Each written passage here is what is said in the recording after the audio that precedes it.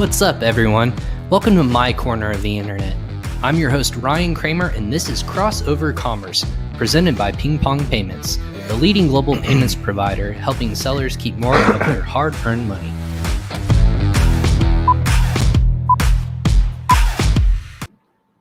What's up, everyone? Happy Monday. I'm your host, Ryan Cramer, and welcome to episode 75 of Crossover Commerce, presented by PingPong Payments. A little bit about PingPong before we get started. We are a we provide marketplace sellers and entrepreneurs global solutions for controlling their domestic and international funds. An account with PingPong enables companies to significantly reduce their costs when receiving or making international payments, all in one platform that helps increase operational efficiencies, saves time, and allows for sellers to manage their business profits from a single source. For more information, there's a lovely link in the comments section below. If you're watching us live on Facebook, YouTube, LinkedIn, and Twitter, go ahead and check that out. And if you want to sign up for a free account, go ahead and find it there. Or if you happen to be listening to this via download on Amazon Music, Spotify, Apple, or Google Podcasts, truly anywhere where you can download or listen to a podcast, I will be there. So thanks and checking out the show notes for a little bit about our episode today, and go ahead and support our guests by following them on social media or just connecting with them on those platforms. But do me a favor and follow, like, and share this episode on social media if you are watching us live. We'd love to spread the word of Crossover Commerce to everyone in the Amazon and e-commerce community, or really just business community. I think that all the insights that we provide on this show really translate to business in general. Because it's an ever-changing landscape, we want to make sure that all the content, whether it's one little nugget you take away from today, or it's just a mind-blowing experience and that it changes your perspective on life entirely, I want to be there somewhere in between. So definitely share this with your social circles on Facebook, LinkedIn, again, YouTube as well. But we go live about 4 to 5 times per week, which is a ton of content that I want to bring to you, the audience. So make sure that you share and like us on social media, or you can follow me on social media. I'm on Instagram, LinkedIn, and Facebook, or you can follow us on our Crossover Commerce Facebook page as well to be notified of what is coming up on the show.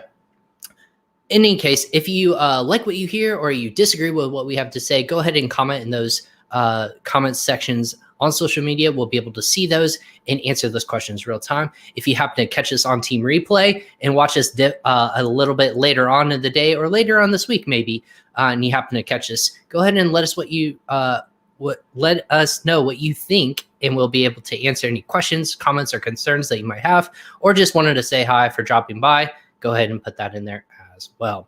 But about our guest today, it's not about me. I'm here every single day with you, the audience. But about our guest today, he has been in e-commerce since starting a dropshipping business back in 2014. He has been on entrepreneurial roller coaster and sold his business back in 2019. So he's exited his e-commerce business, which we'll dive a little bit into. And since he's started the Next Level e-commerce podcast and is now co-founded Summit e-commerce Advisors, which provides bookkeeping services and coaching program.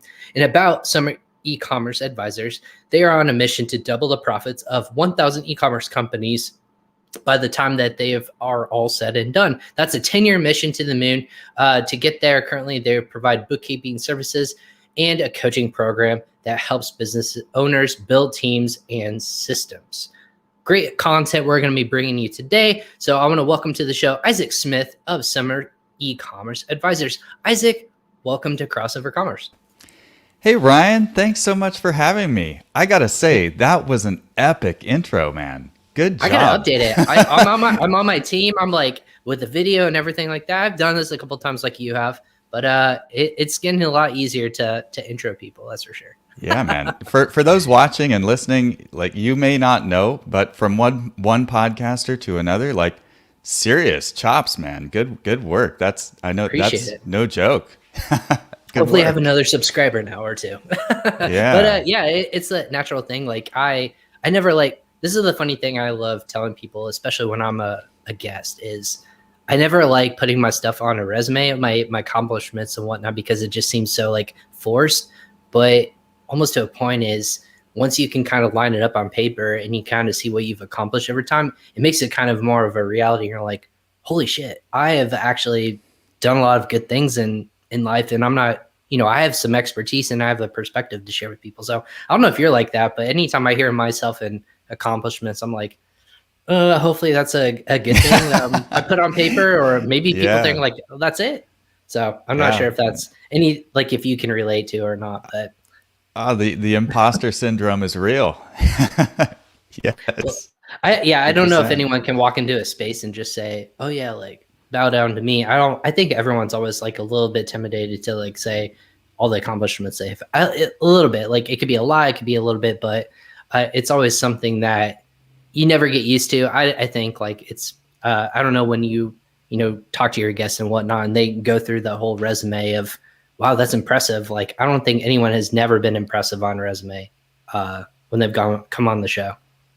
Yeah. Well, that's part of why I love story, and I love telling the real stories. That's what we Mhm. get into in my podcast is, we all hear the happy ending stories and everything just worked out great, but everybody knows that's not how it works in real life. No way. So yeah, I love getting into the truth. So then when you put it in that perspective, it makes me feel a lot more comfortable and confident talking about things when we really, it's not always rosy.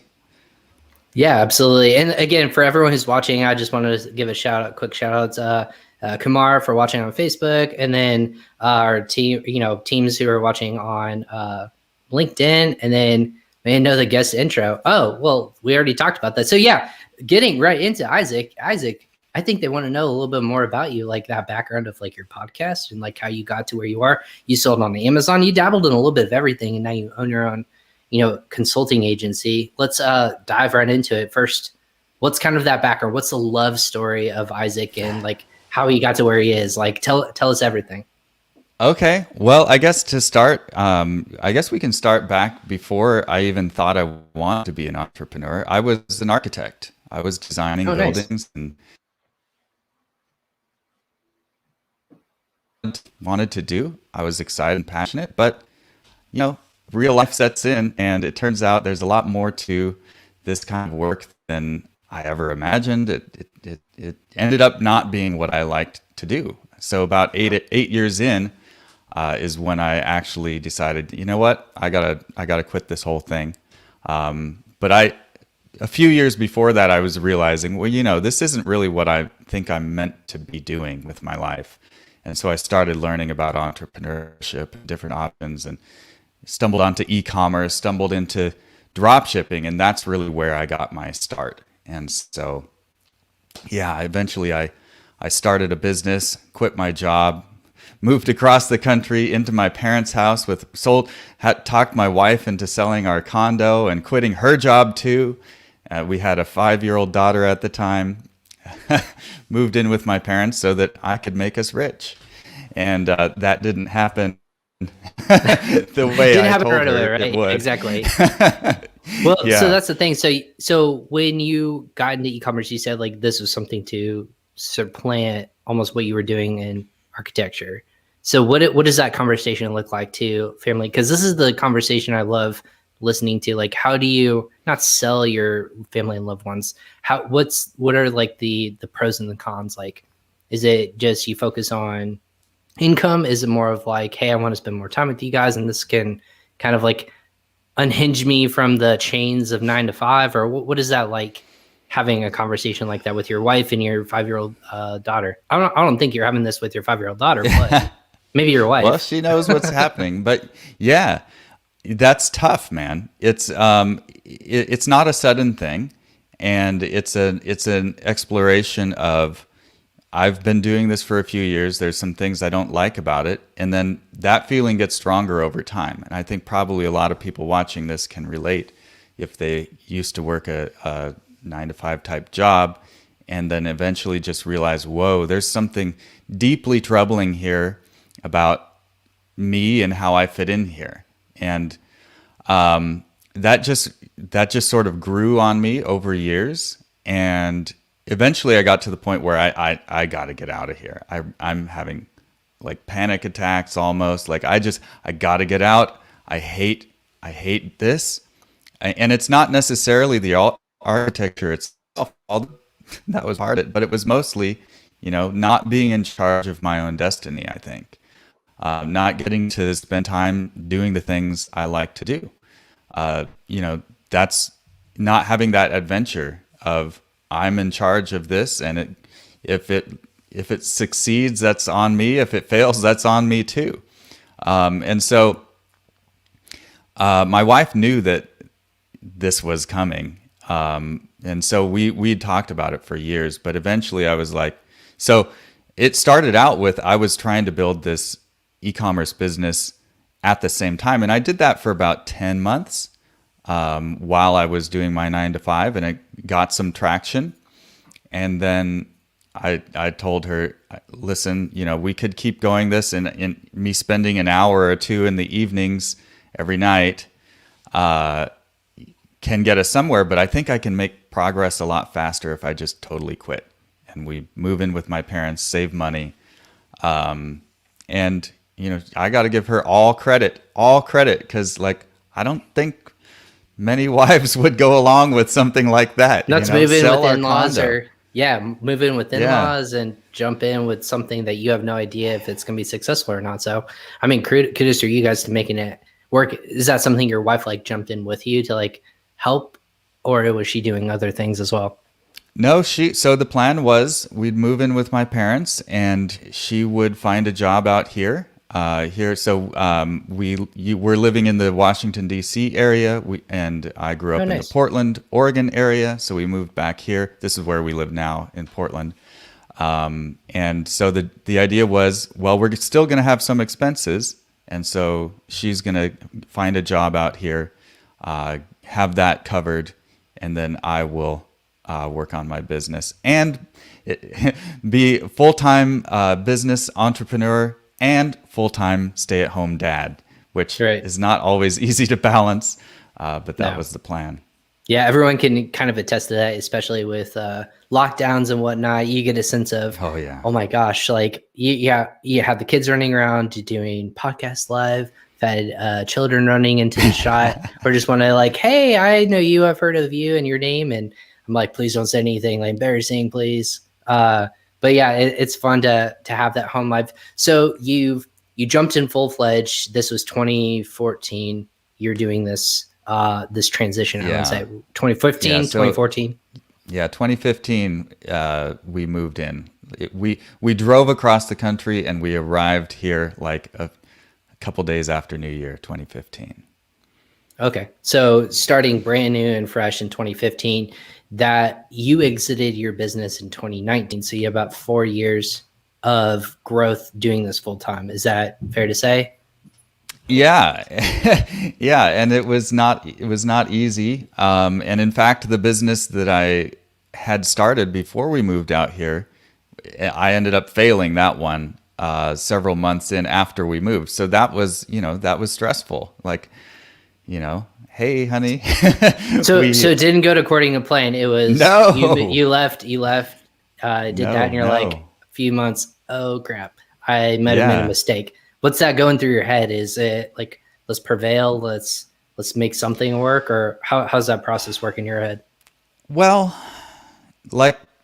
we all know, this entrepreneur's journey is a roller coaster, and I had such a burning passion behind me.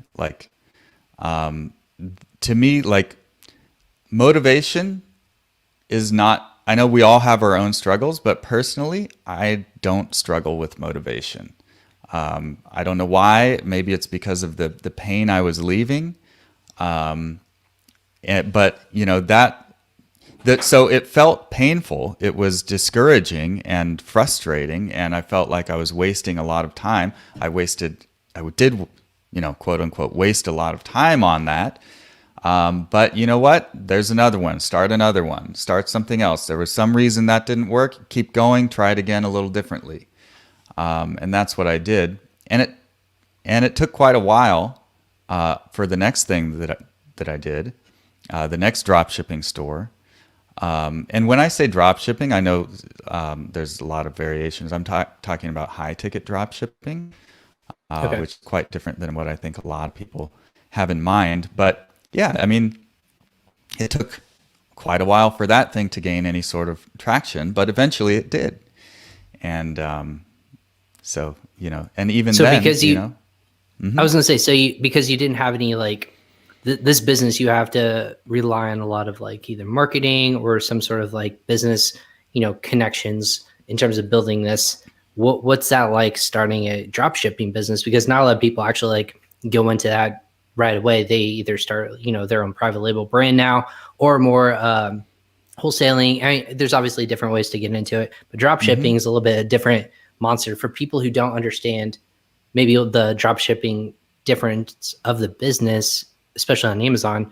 What are the different things that you have to be aware of, and kind of like, hey, I have to be aware of X, Y, and Z? What are those different things that are different than like starting your own private label? Yeah, I guess it would be helpful to have just a little brief overview here of what drop shipping is and what I'm talking about when I say high ticket drop shipping. So drop shipping means that you are selling products, but you don't actually hold any of the inventory. You have relationships with suppliers who, when you take a sale, whether that's on Amazon or a Shopify store or some other type of platform, you take a sale. It could be eBay, it could be anywhere. Then you reach out to your supplier and say, hey, we've got this sale. Please ship item X to this customer. Here's the address. So to the customer, they're buying from you, and you are ultimately responsible, but you don't have a warehouse, you don't hold any of the inventory. So that's drop shipping as an overview. When I say high ticket drop shipping, I'm talking about selling products that are, say, minimum $300, often much more expensive. So the business that I sold sold salon furniture. So if you ever go get your hair cut, or go into a nail salon, or go to get a massage, any of the furniture inside of there, that's what I sold. So the chairs, the tables, the mirrors, all of that stuff. So sometimes the orders could be very large, $30,000 or more.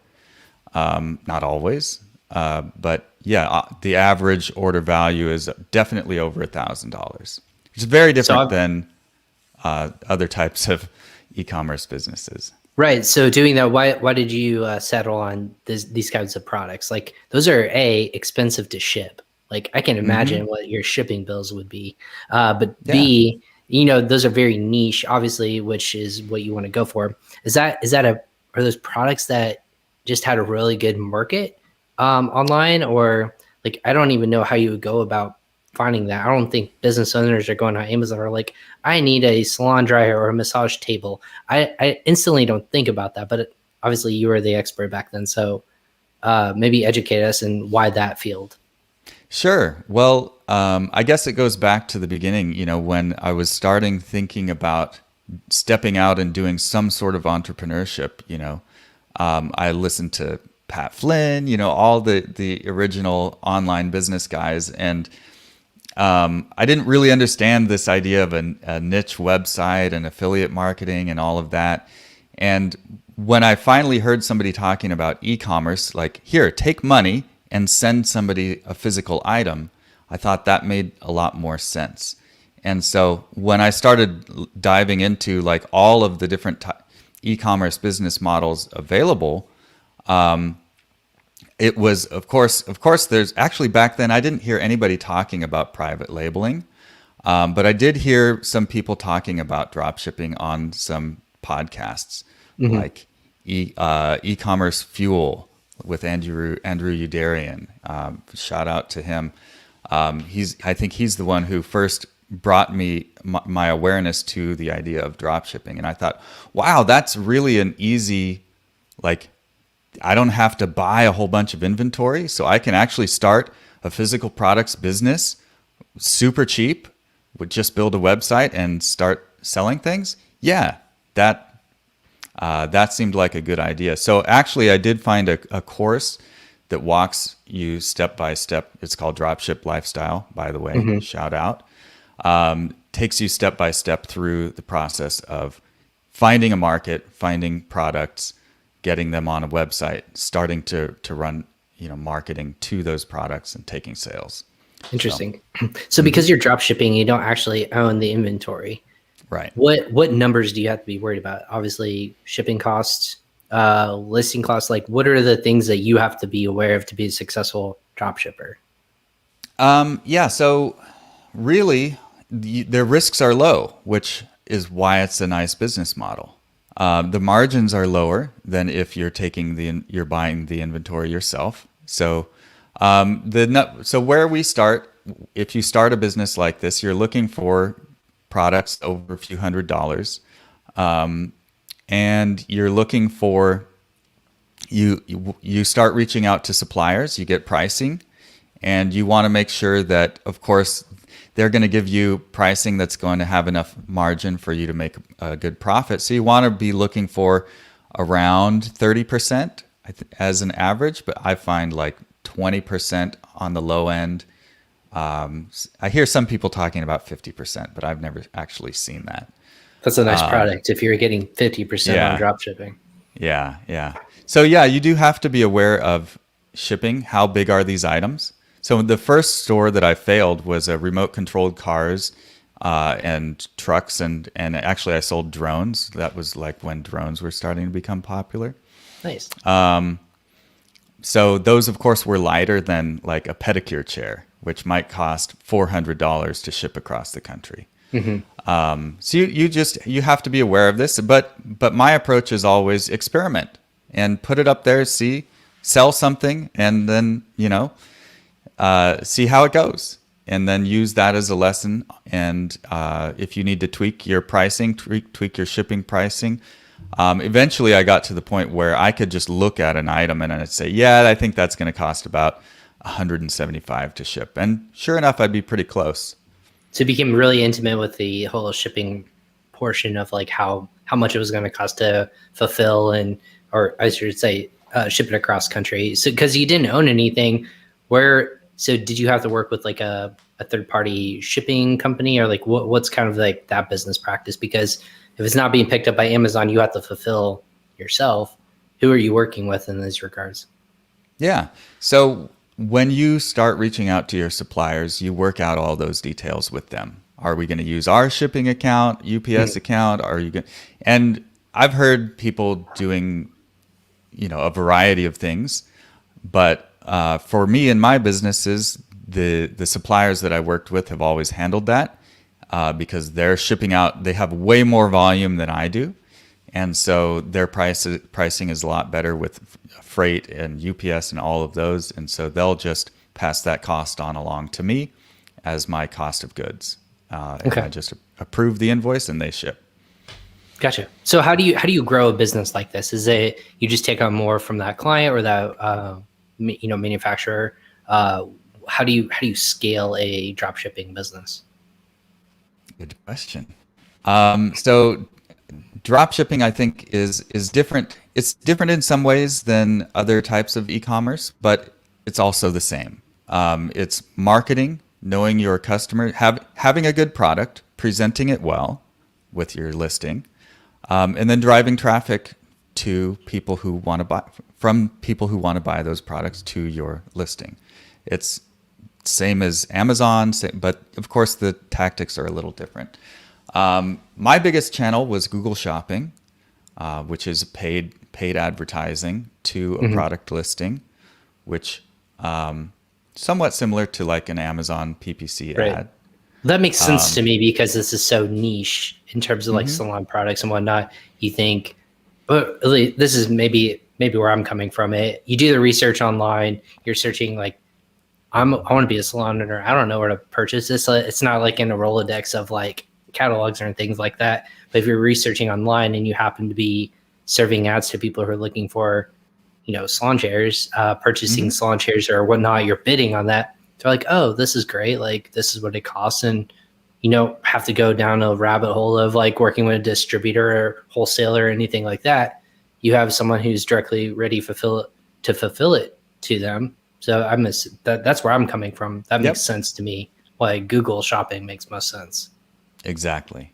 Awesome. And then of course, that's the place you start. And then of course, there's lots of other types of marketing that you could do. You could create content, all kinds of stuff you can do.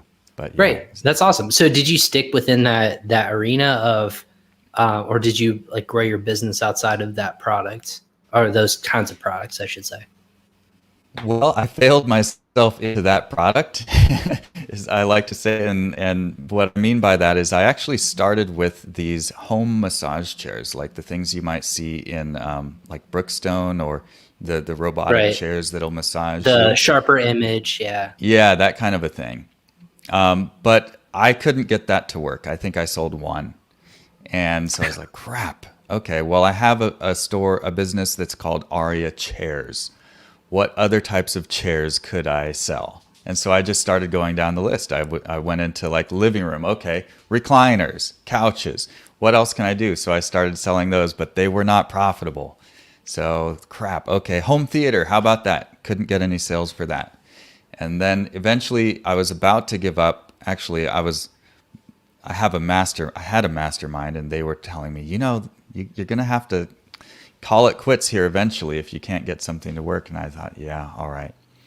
And so my last ditch effort was, there was this thing that I had never heard of called a pedicure chair. And I found it when I searched for massage chairs, because they have this massage thing in the back. And I was like, I don't know what this is, but well, why not? Let's try this. So I contacted a supplier and said, hey, can I sell this? They said, sure. And so I put that on the website, ran some ads to it, and like 3 days later, it had a sale. Whoa! For like $5,000. And I got to keep 1,000. That was my margin on that.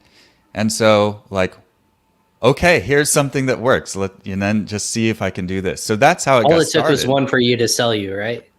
Yeah, I mean, hey, I make $1,000. Like, hey, that's On one sale. Yeah, that's not on bad. one sale. That works. That's for what me. a lot of people make in sometimes in a week. So to come out pure profit $1,000, that's not bad. Yeah. That makes math a lot more simple. To say like, hey, I want to make this much money. I want to make 6 figures this year. All right, looks like I'm making, or selling, what is that, 100,000 or whatever. All I need is 100 of those. 100 of those units. Yeah, exactly. So interesting. So that was what sold you in that regards. Is there, how do you, and I know kind of like we're going to go down numbers, and I really want to stay true to that topic of what about competition? Because competition in terms of drop shipping, is that probably the most difficult arena to like work in terms of being competitive and knowing your numbers, and like having to compete with someone who's like, hey, I'll sell it for X, Y, and Z or something like that. What are the numbers behind it in the competition factor? Like super competitive market. What does that look like? Yeah. So yeah, that is an important thing, and that goes back to your product and niche market research. When you're selecting a business, and it's the same on Amazon, although just slightly different. You're looking for demand. Is this something that people are buying? And you're also looking for competition. Who is out there selling this product or this type of product?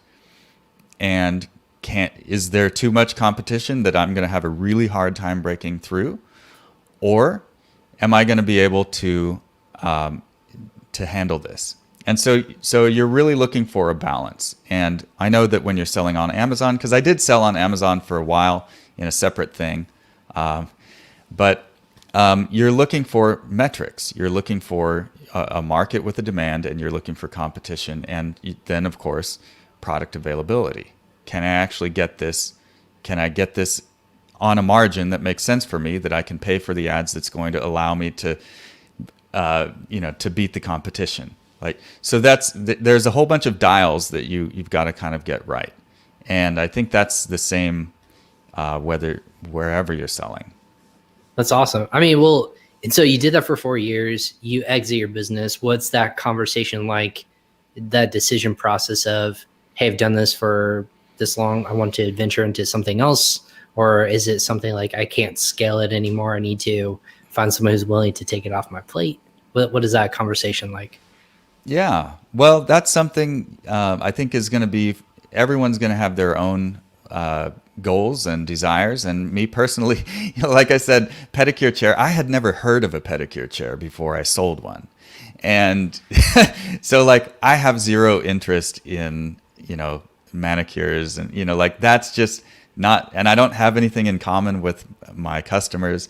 So like 4 years is a pretty good run for a store that I have like zero probably learned personal. more about, I was gonna say, you probably learned more about pedicure chairs than you Oh ever thought man, you would in your life.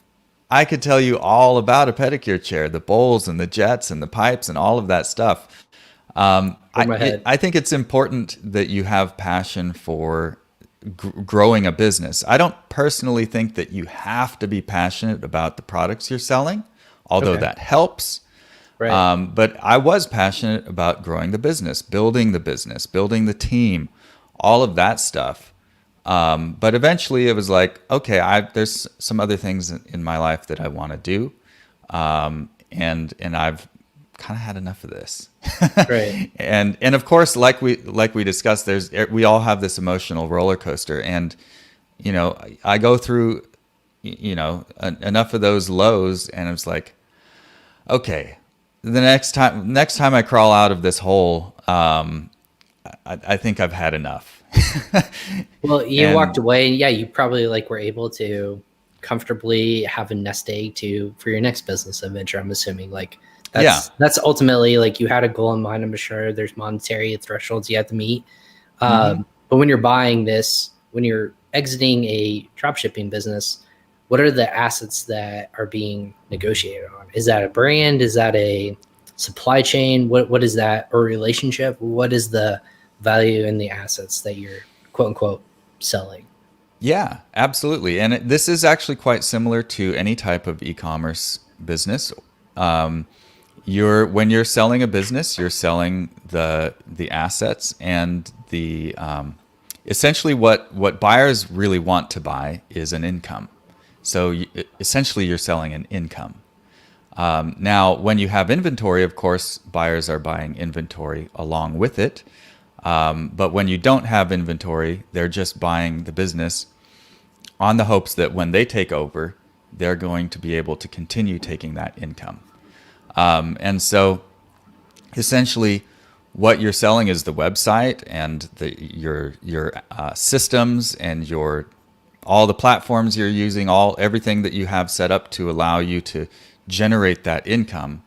And of course that comes with your team as well. So that's Is there more risk? Is there more risk with purchasing a dropshipping business than a private label?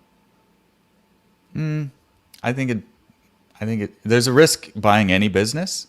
Right. And I don't think one has more risk than another. That's my personal opinion.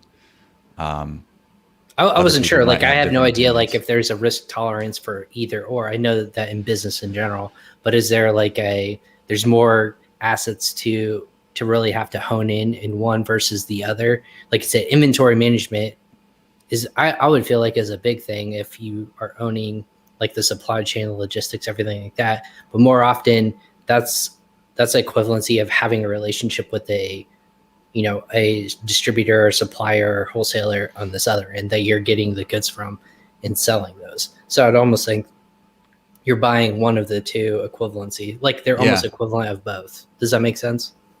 Yeah. So as a buyer, if you're looking to buy a business, you hopefully have some criteria in mind, and hopefully you have some expertise that you can apply to whatever business you're buying, whether that's a form of your team, like if you're a private equity group and you have a team that just you can apply to all of these things, or if you're a solo type operator and you're really good at SEO or something like that, hopefully you have some realm of expertise. Now, along with that, maybe you have expertise in supply chain management and inventory management. And if that's the case, then definitely buying an inventory-based business is probably what you should do.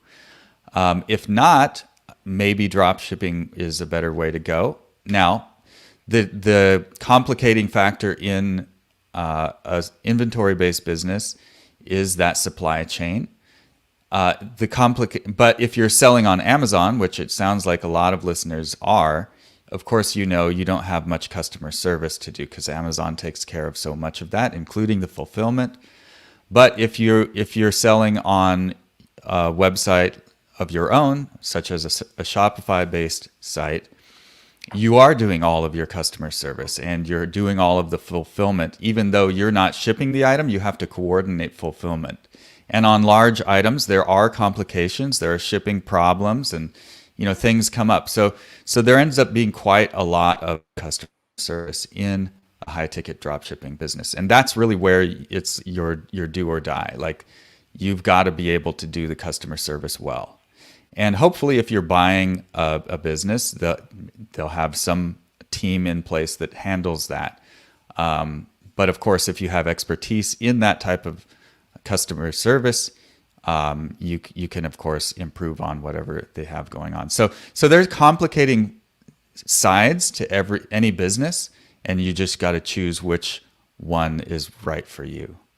Right. So I think that makes a natural segue over to the team building aspect that you like, and your business actually now really kind of touts, apart from the numbers, growing a team is really important for lots of businesses to grow at scale. And I think a lot of people are seeing that in e-commerce, especially in 2020. There's opportunities to grow, not just domestically, but internationally. But with that, each business owner can only scale so much by themselves, whether it's lack of time, resources, knowledge, whatever it might be. You can only do so much by yourself. That being said, where do you and your business kind of come in and say, hey, look, this is how we help you build a team. This is what you maybe need to look at. This is what I personally drew from, and this is how you can scale it from there. So what's that?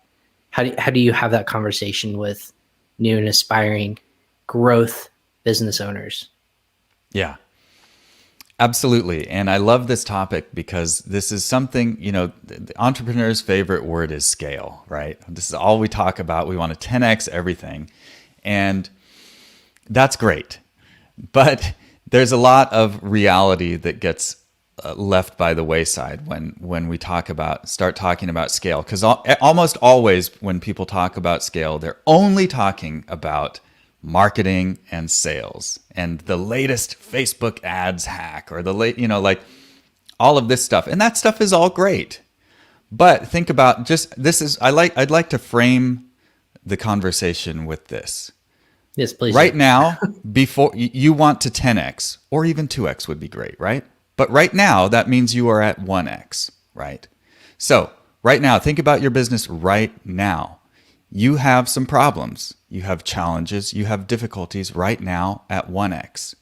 Now, if you 10x, imagine 10x, that means 10 times the problems that you have right now. Are you going to be able to handle it, or is it going to crush you and destroy your business and put you out of business?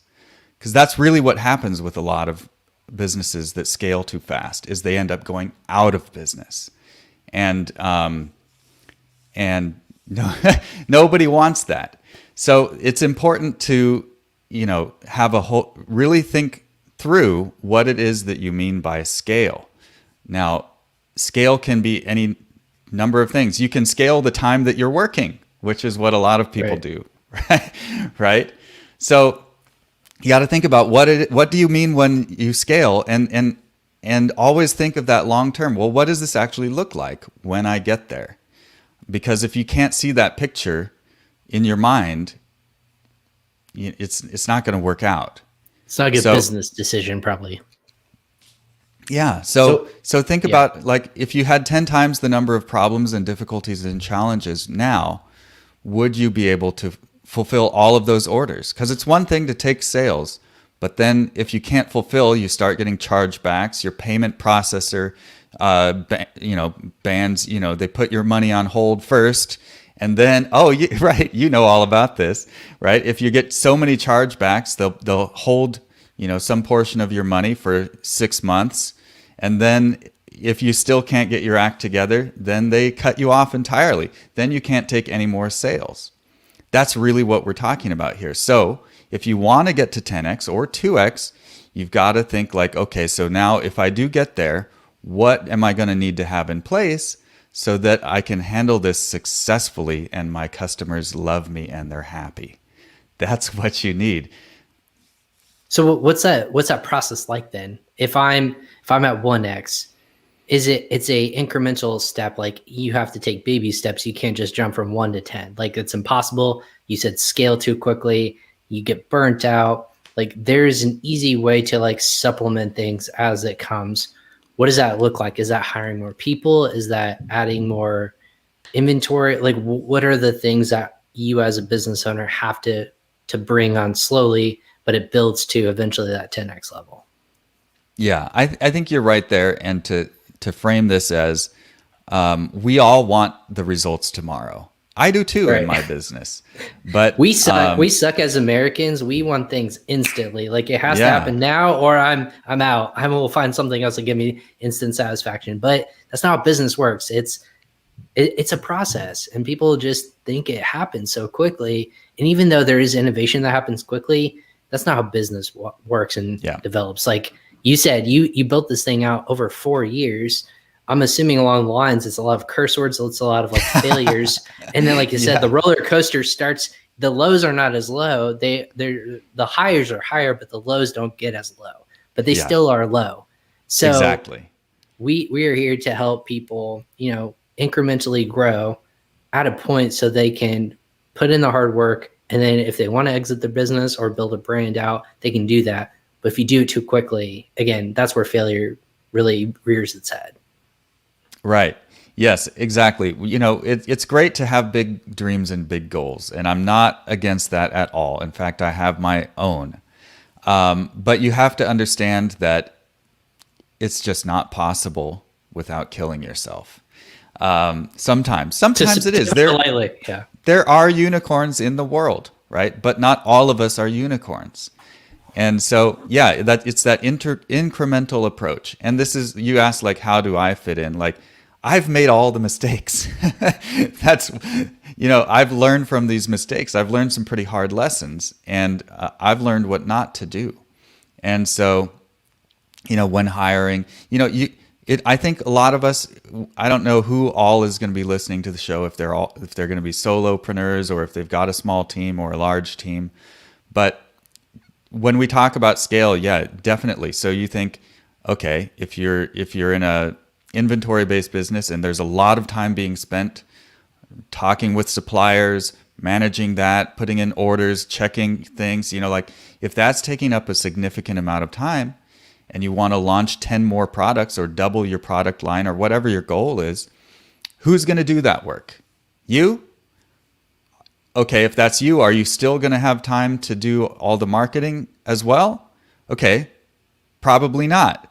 So then think like, okay, well, which of these things are you best suited for? Which do you love to do? And which should you hire somebody else who can, it may be at first not be as good as you, but that's okay because they're going to learn. And then eventually they're going to be much better than you. You just got to think through, like what I like to do is I use the methodology laid out in the book Traction, where they talk about putting together an accountability chart, which is a fancy word for an org chart. And so if you start to map out your business where you would like it to be, not where it is currently, but all of the functions that you're going to need somebody to do. And if you're a solopreneur, you just put your name in all of those boxes. But then you look at that and you think, okay, well, what do I need to delegate now? Which is the thing that's taking up most of my time, or the thing I hate the most, or whatever. Okay, find somebody to do that, and it goes from there. And you need to just be okay with incremental improvement, and it doesn't have to be slow incremental improvement, but it has to be this incremental approach, I think. Otherwise, Let me give you an example. So in my company, Summit eCommerce Advisors, we launched this business just over a year ago, January of last year, right into the pandemic. Right. Thank you. Yeah, that's perfect timing, right? Yes. And so, I had sold the business, the dropshipping store, Aria Chairs. I had sold that in April of 2019. And so I spent the rest of that year just kind of figuring out what I'm doing, launching a podcast, and then finding a partner for this bookkeeping business. And so we launched in January. And I had all of these ideas of like, okay, we're going to go out and we're going to sign people up. We're going to get sales. We have a monthly service. We're going to be at X number by September, October, right? By the end of this year. And that didn't happen. And so I felt kind of bad about myself. But what I learned in last year was such a tremendous learning experience for me, because even though I know these things, internalizing and actually doing is something different. And so what I learned was to provide a service, a bookkeeping service, is actually much different than you expect. Me coming from an e-commerce background, I've never provided a service. It was actually a pretty huge learning curve. And we had to build our team. We had to put systems in place so that we could, deliver what we promise every month, on a rhythm, making our customers happy, not making anybody mad. Because, and so if we had taken on as many customers as I wanted to, if we had actually scaled that revenue, so when I say these things about scale, I'm speaking from experience. If we had done that, if we had grown our sales to that number that I wanted, it would have destroyed us, crushed us. We'd have made everybody mad, and word would have spread quickly, right? So it was frustrating to have to slow down my goals and work on the back end systems, work on that fulfillment, and make sure that we're making people happy. But it was required, simply required. No matter what I wanted, that was required. And so even though services are a little different than e-commerce, think about that. If you're taking all these orders, you're unable to fulfill, you send a crappy product. If you're selling on Amazon and your product sucks and you get bad reviews, you get poor seller feedback, Amazon shuts down your account like that. Right? There is yeah, so like this topic of operations is critical no matter where you sell or what you sell, whether it's services or products. Right. So before, I know we were already almost at the top of the hour.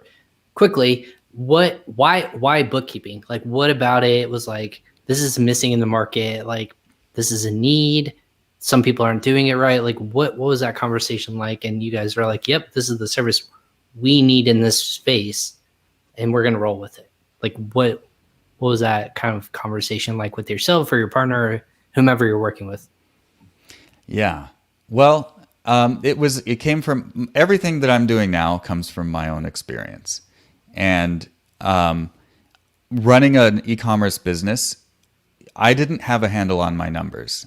I mean, I thought I did, but I didn't. I understood the unit economics. And when I say that, I mean the margins on products sold. But I didn't really understand the whole thing. I didn't understand the cash flow part, and why does my profit and loss sheet have this nice looking number, but then when I go look in my bank account, it's like, hang on, are we talking about the same month here? Who took my money? Yeah, exactly. And I think almost everybody can resonate with that, this confusion, hold on, wait a minute, what is this? And I hired accountants. It wasn't just me doing my own stuff, but it was just they didn't understand me. I didn't understand them. I kind of thought that the information they gave me was wrong, but they could never explain why, all of this stuff and cash flow, just a total confusing mess. And so eventually, before I sold my business, I wasn't confident in what I was provided to give to the broker. I wanted to make sure I actually had good numbers because I'm selling this business. The buyer deserves that. I deserve that. And so I did my own deep dive. I just learned. And then when I figured it all out, I started, it's like I put on new glasses or something and I could see the world more clearly. Oh, that's what's going on in my business. Okay. And actually, there was a time, we don't have time to get into the story, but there were times, like we said, there's that roller coaster. And there were times when I was feeling really low and I thought, my business wasn't doing great. But I actually, when I had the numbers, I learned that, well, actually, yeah, the top line revenue was declining, but I was becoming more profitable on those sales. And I could see that, I could see the cash flow working better. And I could see that, like, actually, it's all going to be okay. I don't have to be so stressed out.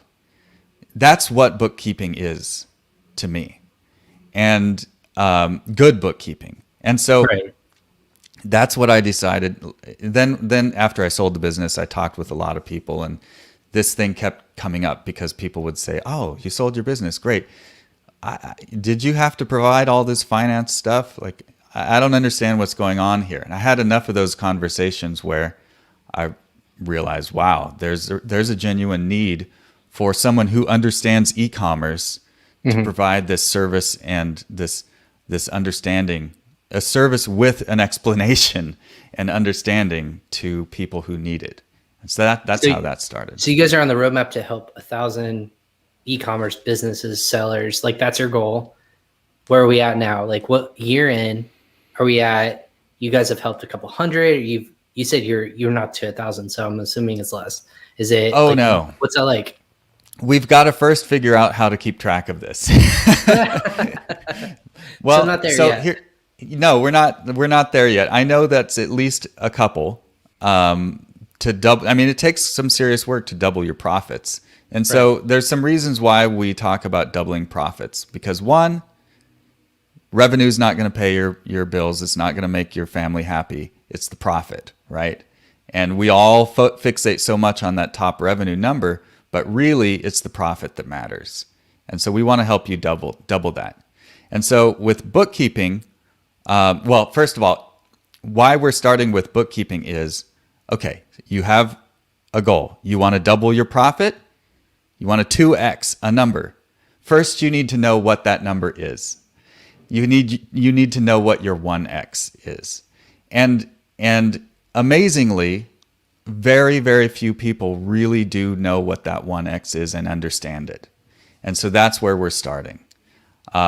Once we have that number, then we can begin the process to figure out, like, okay, what's next? How can we begin to make an improvement on that? And you can do that. Bookkeeping will help you. It will, like I said, it'll help you understand those ebbs and flows better.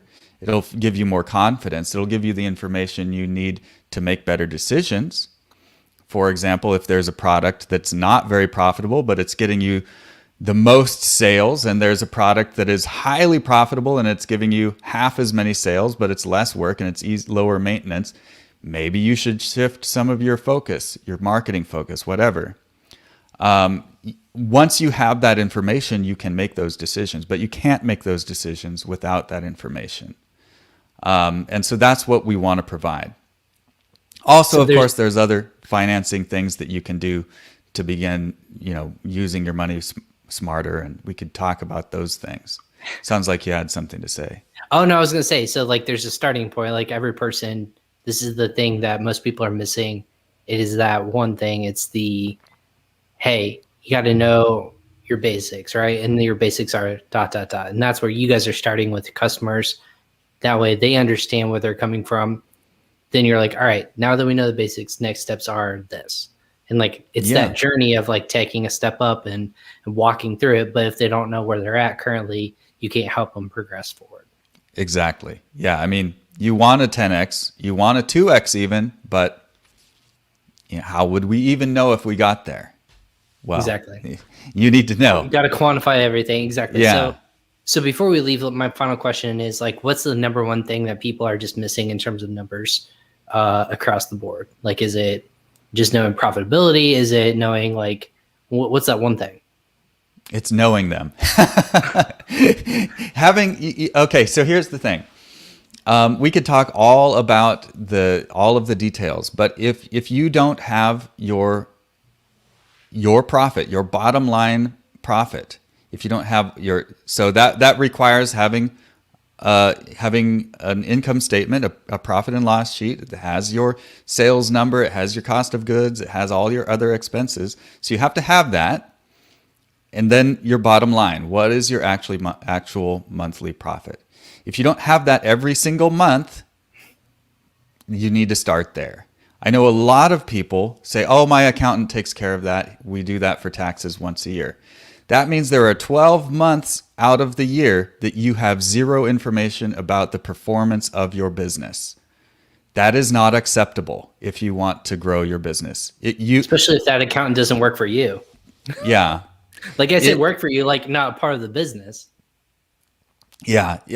You simply put, like I'm going to go out on a limb here and I say you cannot scale if you don't have those reports every single month. You just can't. There will be a limit because here's the thing is business and life, but we're talking business, is all about allocating resources where they're going to be used effectively. Right. And we business owners, we have a lot of energy, we have a lot of ideas, we can move things.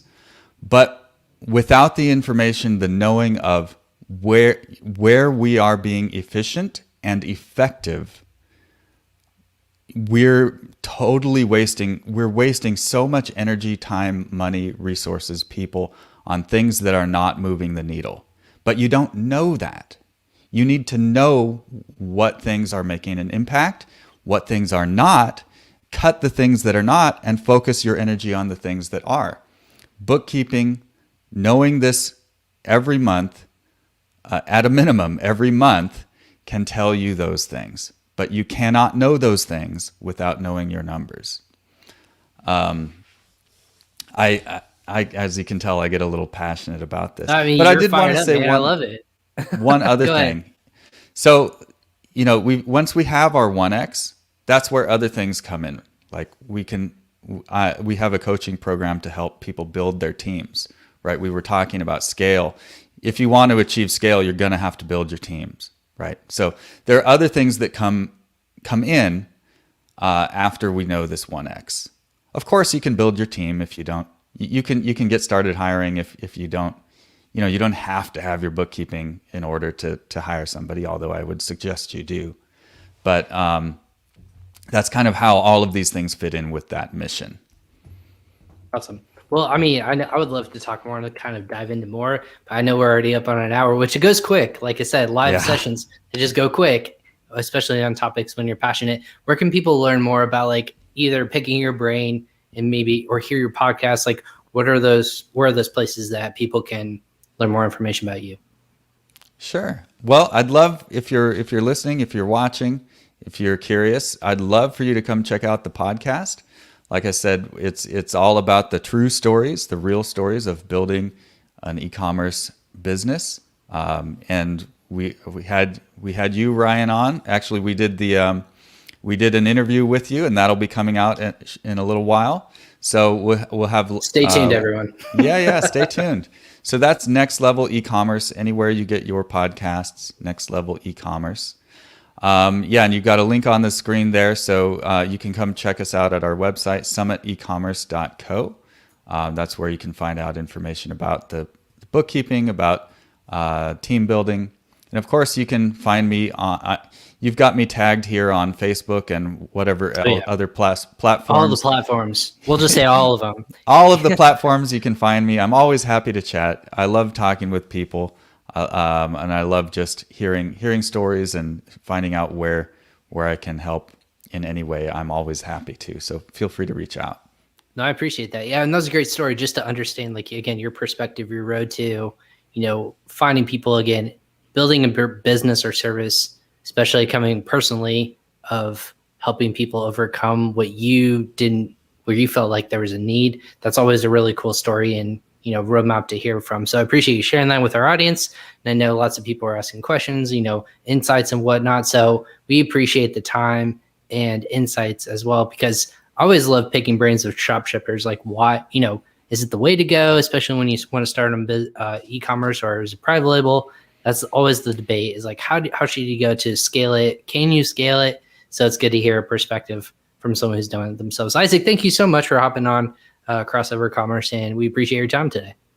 Well, thank you very much. It was a lot of fun, and let me know if there's anything else I can do for you or your audience. I'm always happy to. I appreciate that. Thank you so much. And again, everyone, thanks so much for joining in live on Crossover Commerce. Like Isaac said, everything is tagged in the comments and the show notes below. Go ahead and check out their website. I made sure that I had a link directly to their website as well as to Isaac's social profile links. So go ahead and check them out, add him, and ask your questions there. If you're watching this later on YouTube, on LinkedIn, or on Facebook, go ahead and put your comments in those sections and tag Isaac or myself. We'll make sure we answer those questions as well. Again, for Isaac Smith, my name is Ryan Cramer. I'm the host of this show, Crossover Commerce. We're only going live 3 times. I say only.